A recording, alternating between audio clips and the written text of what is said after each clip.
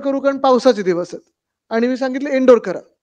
पण मला वाटतं आपलं सवय थोडी हीच झालेली आहे, की आपण सभा बोलवली की तुम्ही एकदम तुडुंब भरून देता पावसासारखी. आणि म्हणून तुम्हाला वाटत असेल थोडी छोटी सभा झाली, पण असं नाहीये. आज आपण पाहताय की पाऊस जोरात लागलेला आहे. हा रविवार आहे आणि शहरांकडे आमचं थोडं जेव्हा पाऊस असा लागतो आणि थोडे सुट्टीचे दिवस येतात, तेव्हा आम्ही सगळे गावाकडे पळत असतो. पण मला हे माहिती आहे की जेव्हा मी दोन्ही वेळ "ए जरा बाबा थोडं दिसू द्या ना इकडचे लोकं. थोडे अजून व्हा, थोडे अजून व्हा. साइड स्क्रीनच्या तर मागे जा, नाहीतर बॅट्समन सारखं होतंय माझं." ठीक आहे बस.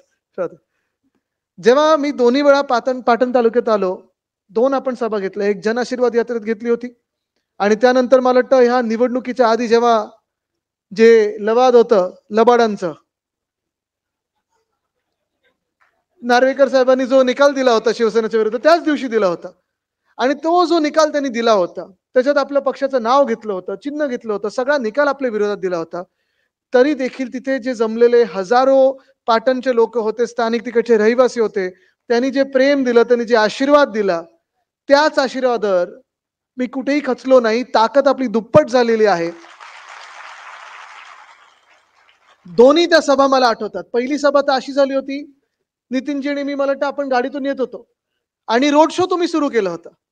मडवी साहेब हे ऐकण्यासारखं आहे, कारण खूप वेळा असं असतं, की एखादा रोड शो आपल्याला दिसला, बाईक्स दिसल्या, 1001 बाईक्स दिसल्या, की आपल्याला वाटतं ठीक आहे आता सभा विस्कळीत होणार, एवढे लोकं इथे आले तर तिथे किती लोकं असतील?